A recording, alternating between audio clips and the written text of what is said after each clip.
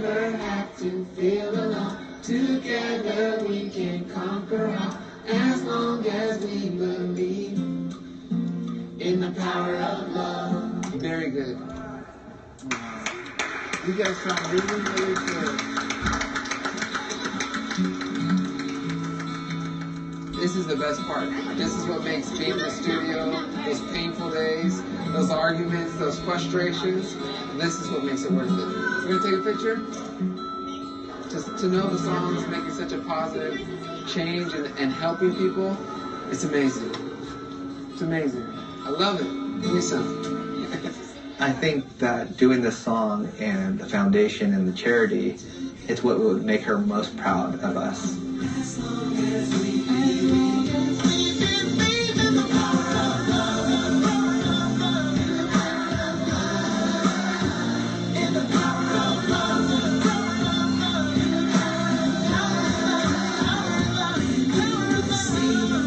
you'll never have to feel alone. Together we can conquer all, as long as we believe in the power of love.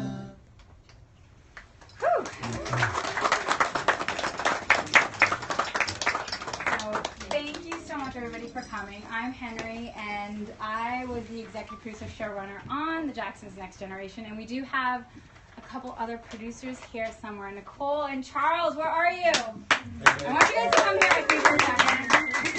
Come on up here. Nicole, Charles, please, please. I need you guys up here with me because I feel like I just need to honor this moment that we're here and the fact that who starts a nonprofit on a reality show, right? Like, who does that? Who does that, right? Seriously, nobody does that. But we did that with the Jacksons, and the thing is, like, that's the people that we are, really.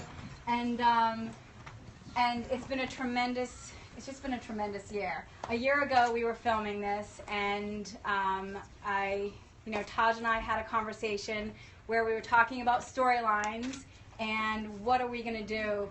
And Taj shared with me that their dream was to, and TJ, you are filming this! The whole world's watching you right now. Oh gosh. The pressure is I'm on. used to be behind the camera, not in front of the camera. So anyway, Taj shared with me that their dream was to start a nonprofit in their mom's honor. And when I had met them, I really resonated to their story because 5 years ago, I lost my best friend, my college best friend, I'm going to try not to cry, to cancer, and it was really hard. And when I met them, I recognized that I was also going through my own loss and grief. And 20 years later, they tragically lost their mom, and I'm going to try not to cry. They tragically lost their mom, and she was murdered, and it had really affected them. And here we met, and it just seemed like kismet in terms of why aren't we talking about loss and grief as a society in America, and what can we do? And so when Taj and I had this pivotal conversation about what their dream was, I said, let's do it. And Taj was like, really, we can? And I'm like, yes, let's do this. And so we created the D.J. Jackson Foundation on the reality show, and we decided that the mission was going to focus on loss and grief and how it impacts our lives negatively, especially in children. And we bring hope and resources to the community so no one feels alone in their grief. And specifically, we are just so proud that we just got our 501c3 in April. Yay! And if anybody's gone through the nonprofit, it's not easy to get your 501c3, which Lillian Lim, where are you? Lillian Lim? Lillian! I think you need to be up here too, Lillian. Yes, she does. Please come on up here. I need Lillian. So Lillian, there are many reality producers here tonight that we all know them. We're doing reality TV. It's kind of a crazy, crazy atmosphere of working 18 hours, 7 days a week. And so Lillian is a former ABC executive and reality TV executive producer, and she answered the call of mine when I was so desperate, and I said, can you please come on board and help us with the 501c3 paperwork? And so she co-founded the foundation with us back in April. And, you know, we are so proud that since April, we created a music therapy program for children, and we've already piloted with kids ages 7 to 12, where for 6 weeks they went and wrote their songs of loss and grief into hope and inspiration, and it was amazing to kind of see them grow through that process. And currently we're actually midway through our teen program, and we are working with the Boys and Girls Club in Watts Willowbrook, and we have Shantae, who is the executive director of the Boys and Girls Club, somewhere here, and I want her to come up here. Shantae. She's hiding. She's like, I don't speak in public, neither do I, really.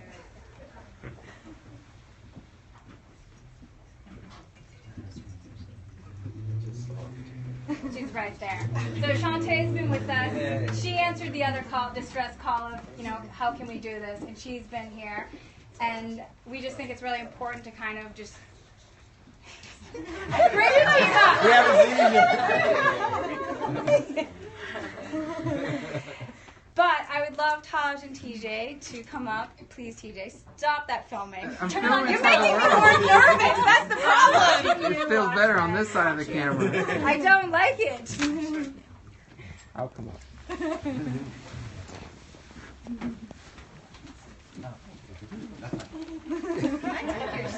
Yes. Lily and Ken. Shimmy, shimmy, shimmy. You're good. Was I doing so great? You're doing I was doing amazing. You're doing great. Doing amazing. All right. Still amazing. For me, just hearing about your mom and how amazing she was, it just, it was amazing. Like, she's just this. Obviously I've never met her, and she was just this. Like, the cameras are making me so nervous. Yeah, it's really hard. It's really difficult. It's really difficult. Just breathe and focus on this. So Dee Dee, she was a doting and dedicated mom to 3 boys. Terrell could not be here, unfortunately, tonight. He wishes he could, but unfortunately he wasn't able to. And she was a sister, wife, and humanitarian who mothered and protected all around her, and with every fiber of her being. Her mission in life was really simple: to protect and to love and guide as many people as possible, near and dear, far, friend, stranger. And her life was dedicated really to improving lives, making positive change, and spreading love. To her, nothing really was impossible or insurmountable, and she dedicated her time and resources to raising money for schools, community foundations, really focusing in on children. And in thinking about Dee Dee and each of our own individual stories of loss and grief, we decided the foundation would really shine a light on loss and grief, which is why we decided that that's the way we would go in terms of our mission as a foundation. And since we created the music therapy program, also one of the other things that we did recently in the last 7 weeks is create a radio show that is live once a week, where we focus on loss and grief of one story at a time or one expert at a time, that is live worldwide, and we have an audience about 200,000 people, and it's just about sharing stories and just talking about loss and grief and how you can find, you know, hope and inspiration and find tips and tools along the way. Do you guys want to talk about in terms of your mom and? Sure. You gonna post this? No. You're live, honey. You're live.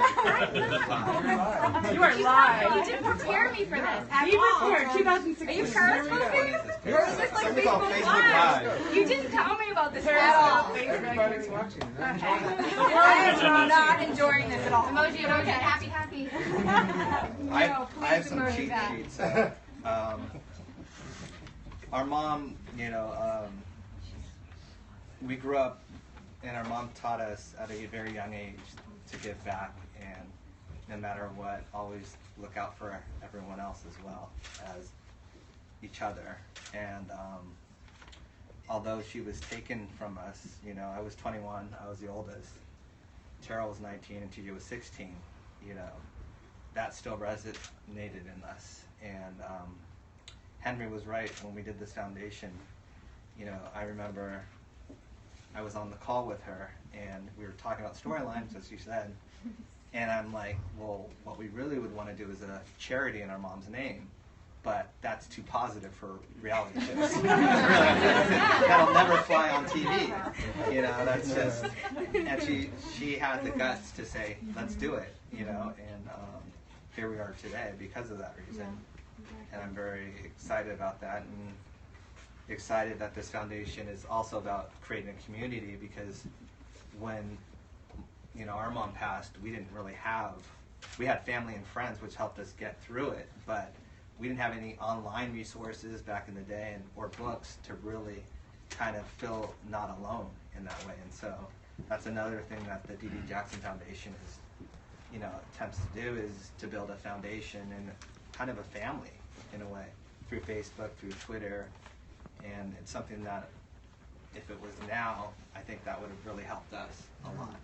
And so I think through the radio station and through the show and stuff like that, the feedback we've been getting is pretty much, thank you for doing this, because I don't feel alone anymore. I don't feel like it's such a solo journey. So we've learned from a young age that there's power in music, but there's also power in love. And so that's the song, but also that's the message behind it. I went completely off script.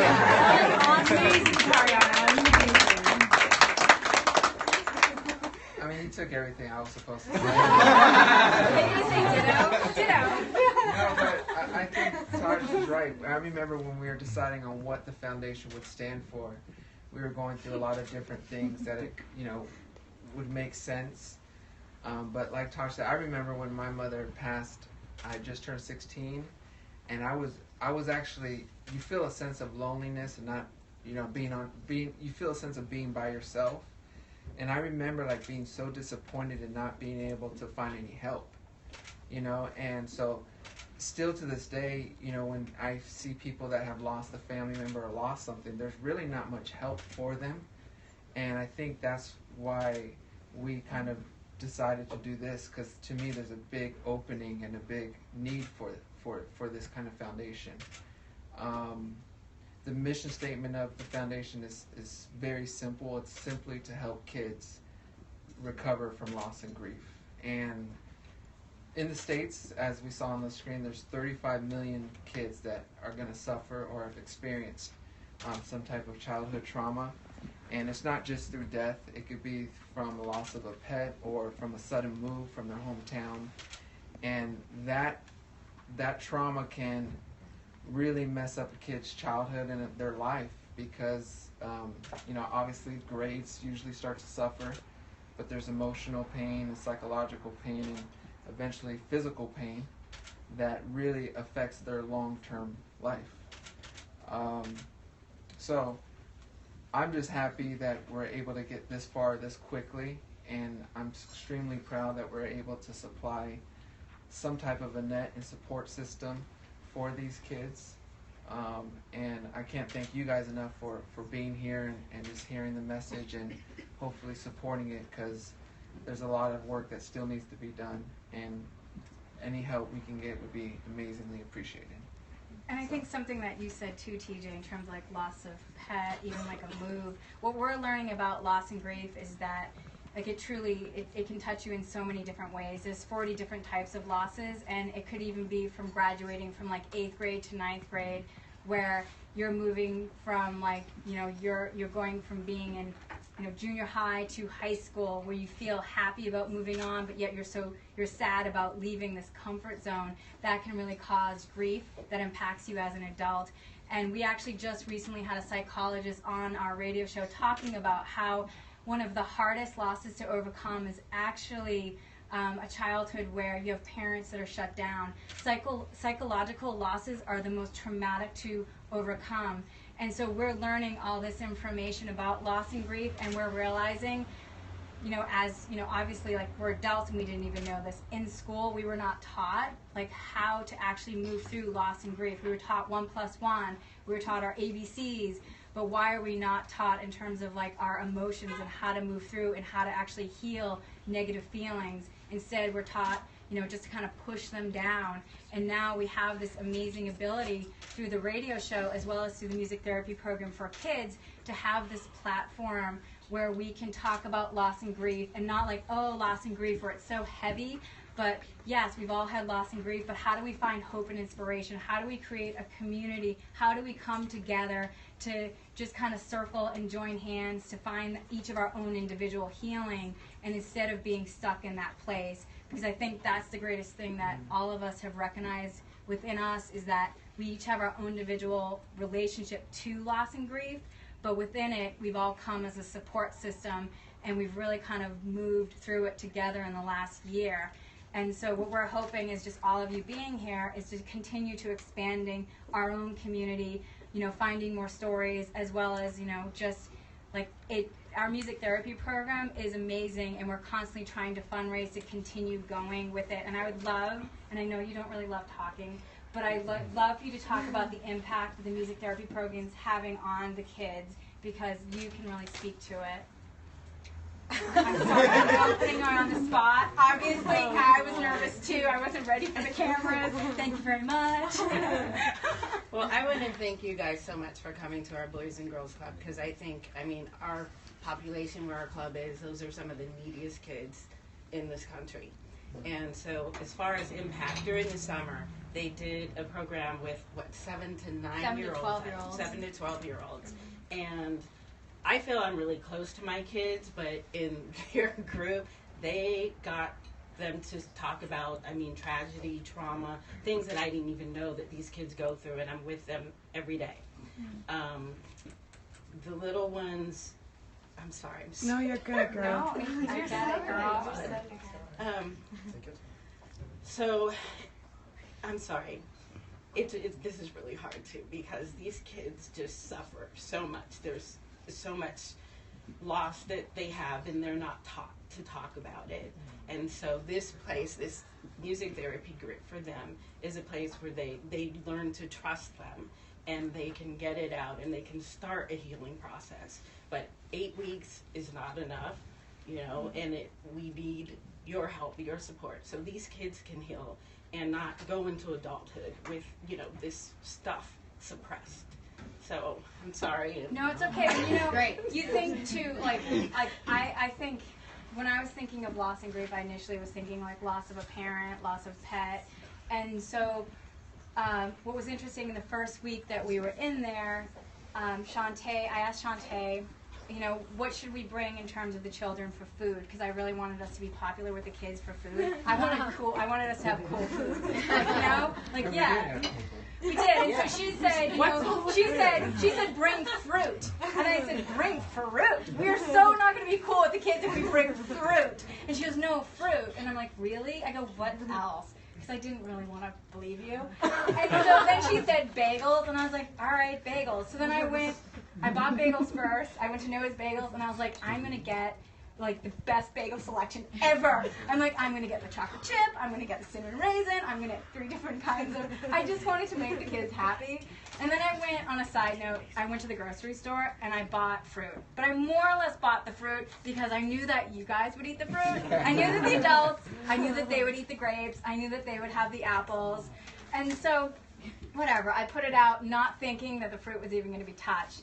So, next thing you know, I'm like doing the bagels, and the kids, they didn't want the cinnamon raisin, they didn't want the chocolate chip. Yeah. All they wanted was the white bagels, because the kids in Watts, they don't know anything else besides like the white bagels, and they wanted the white cream cheese. And I was like, oh my God, they don't want the chocolate chip, you don't want that. And I was like, what's happening here? But then this little boy, he's 8 years old, all of a sudden he tugged at my arm, and he said, you know, is there any more grapes? And I'm like, what? And I looked, the big bowl of grapes was empty, and all the fruit was gone before the bagels. And I said, I'm so sorry, there's no more grapes. And he said, oh, and he was really sad looking. And I was like, oh. And he's like, well, you're going to be back next week, and will you bring more grapes? And then there were 2 more kids behind him saying, yes, can you please bring more grapes? And I was like, wow. And it just hit me that it's not even just like loss of a loved one, it's also just like loss of like in terms of like food, hunger. Like these kids aren't getting enough food, and we're in America. Like they don't have access to fruit. They don't even know that they can get chocolate chip bagels. And I'm like, wow, like the job for me just got that much bigger in terms of the impact that we could make. And I just was so happy that I met kids that wanted fruit too. Like, it's just like, this is amazing.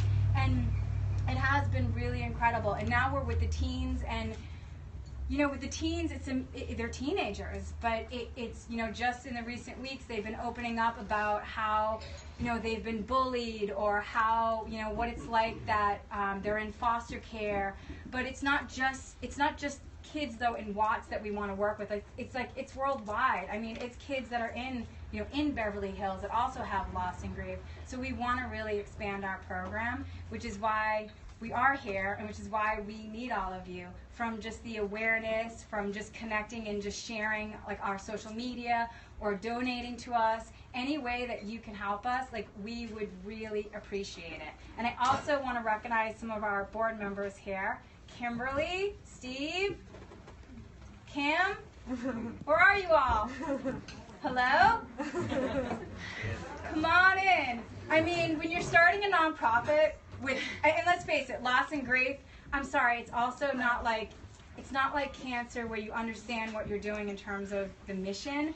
And loss and grief can kind of be a little bit nebulous, if you will. The board that we selected, they said yes, and they readily joined us. And thank you so much. And Todd, you too. Todd and Frankie, thank you so much for hosting and having us here. And Yes, Todd, thank you. it is like starting a new business. It is not easy. It is a lot of work. And it's like, are we really going to be able to do this? And it's a lot of uphill. Kim, where are you? Kim? You hiding back there? She's in the hallway. And Kim? walked out without her. Kim? Kim. Kim.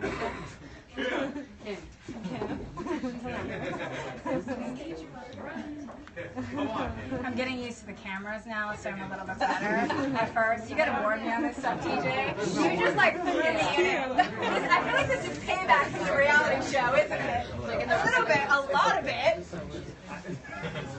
Thank you so much, Kim. So our board signed on, and they have been amazing. And Lillian, honestly, could not be doing this without Lillian, and I am so appreciative. And then I also just want to recognize the people who have been helping us do these cocktail parties. Teresa, where are you? She did Top the food chef, tonight. Teresa. Come over here. And David and Kurt has been doing our photos. And come over here. Please. I just think it's important. We just think it's important to always recognize people, because it really does take a team to do this. It is not just one person to make a difference. Where are you, Teresa? Are you coming up or no? Are you hiding? Are you hiding? David, can you please bring her up here? And David. So they came at 1 o'clock this afternoon to start cooking and cutting. And Sharon, come up here. Sharon helped us out. Because let's face it, after you work a long week, who wants to come and volunteer on a weekend, right? No, you don't want to. But they came on a Saturday on their day off, and they have been helping us out. And we need a photographer, and Kurt signed on last night. And I just want to say thank you so much for everybody. And we just really appreciate everybody being here tonight and just coming and being part of our community. Thank you so much. Did I forget anything, you guys? If you would like to make a donation, however much, you can make me or Lillian. You can take credit card or check or whatever you would like, but just want you to know that find us and we will gladly accept anything you'd like. People online are asking how they can help there in Mexico. And Oh, nice. They can go to ddjf.org and donate. ddjf.org. And then I also want to say thank you to Francis and Tiana for being amazing, supportive. I so appreciate you ladies, and I hope we can spend more time together, because I feel like I don't see you enough. I feel like I get too much of the boys. I need more of the ladies. So thank you so much. I appreciate it. Thank you. Yeah. Is that it? Did I forget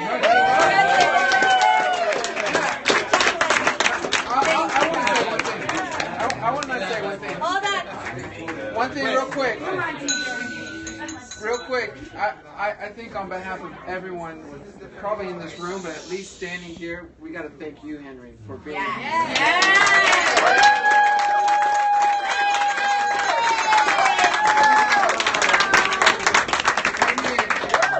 Henry is our quarterback, and she lives, breathes, and sleeps this to make sure it's the best it can be. And in my opinion, we can't have a successful foundation without someone like that, and we have that in Henry. So on behalf of everyone, we can't thank you enough, Henry. So,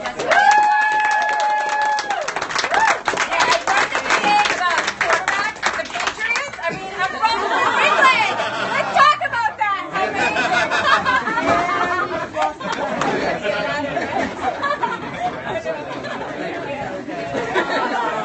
I was so nervous, you guys.